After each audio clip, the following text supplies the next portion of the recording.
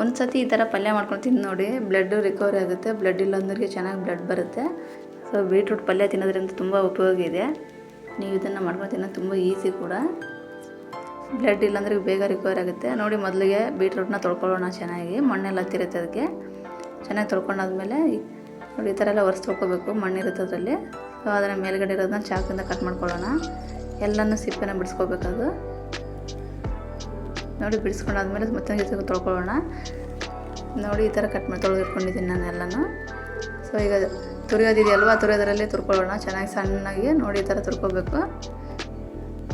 Cut ಮಾಡಿ ಹಾಕೊಂಡ್ರೆ ಅದೆಲ್ಲ ಟೇಸ್ಟ್ ಬರೋಲ್ಲ. ಸೊ ಹಿಂಗೆ ಮಾಡಿಕೊಂಡ್ರೆ ಚೆನ್ನಾಗಿ ಬರುತ್ತೆ ಪಲ್ಯ. ನೋಡಿ ಈ ಥರ ತುರ್ಕೊಂಡಿದ್ದೀನಿ ನಾನು. ಒಗ್ಗರಣೆಗೆ ಸ್ವಲ್ಪ ಬೇಳೆ ಹಾಕೋತಾಯಿದ್ದೀನಿ. ಎಣ್ಣೆ ಹಾಕೊಂಡ್ಬಿಟ್ಟು ಸ್ವಲ್ಪ ಬೆಳ್ಳುಳ್ಳಿ, ಕರಿಬೇವು ಸೊಪ್ಪು ಚೆನ್ನಾಗಿ ಫ್ರೈ ಆಗಬೇಕು, ಸ್ಮೆಲ್ಲೆಲ್ಲ ಹೋಗಬೇಕು. ನೋಡಿ ಈ ಥರ ಸ್ವಲ್ಪ ಈರುಳ್ಳಿ ಹಾಕೊಳ್ಳೋಣ. ಹಾಕೋಬೋದು, ನೀವು ಬಿಡ್ಬೋದು ಕೂಡ. ನಾನು ಹಾಕೋತಾಯಿದ್ದೀನಿ. ಸೊ ಈರುಳ್ಳಿ ಟೊಮೊಟೊ ಹಾಕ್ಕೊಂಡು ಫ್ರೈ ಮಾಡ್ಕೊಳ್ಳೋಣ. ನೋಡಿ ಈ ಥರ ಫ್ರೈ ಆಗಬೇಕು, ಕೆಂಪಗಾಗಬೇಕು. ಆದಮೇಲೆ ಸ್ವಲ್ಪ ಉಪ್ಪು ಹಾಕೊಳ್ಳೋಣ ರುಚಿಗೆ ತಕ್ಕಷ್ಟು. ಸ್ವಲ್ಪ ಅರಿಶಿನ ಪುಡಿ ನೋಡಿ ಮಿಕ್ಸ್ ಮಾಡ್ಕೊಳ್ಳೋಣ. ಇವಾಗ ತುರಿದಿಟ್ಟಿರೋ ಬೀಟ್ರೂಟ್ನ ಹಾಕೋತಾಯಿದ್ದೀನಿ, ಕೆಂಪು ಗಡ್ಡೆ. ಸೊ ನೋಡಿ ಎಷ್ಟು ಕೆಂಪಗಾಗಿದೆ ನೋಡಿ. ಸೊ ಇದು ಮುಖಕ್ಕೆ ಕೂಡ ಹಚ್ಕೋಬೋದು, ಕ್ರೀಮ್ ಮಾಡಿಕೊಂಡು ಗ್ಲೋ ಬರುತ್ತೆ.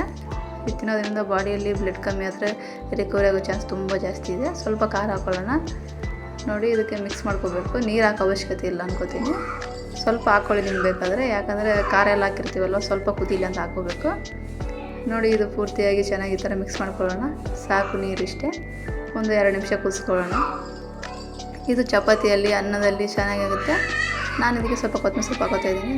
ಇದು ರೈಸ್ ಜೊತೆಗೆ, ಚಪಾತಿಗೆ, ರೊಟ್ಟಿಗೆ ಚೆನ್ನಾಗಾಗುತ್ತೆ. ಸಿಂಪಲಾಗಿ ಮಾಡ್ಕೊತ ಮನೆಯಲ್ಲೇ ಬೀಟ್ರೂಟ್ ಪಲ್ಯ ರೆಡಿಯಾಗಿದೆ ನೋಡಿ. ಸಿಂಪಲ್ ಅಂದರೆ ಸಿಂಪಲ್, ತುಂಬ ಚೆನ್ನಾಗಿ ಬರುತ್ತೆ. ಸೊ ನೀವು ಕೂಡ ಟ್ರೈ ಮಾಡಿ ನೋಡಿ, ನಿಮಗೂ ಕೂಡ ಇಷ್ಟ ಆಗುತ್ತೆ. ಹೇಗಿತ್ತು ಅಂತ ಕಮೆಂಟಲ್ಲಿ ತಿಳಿಸಿ.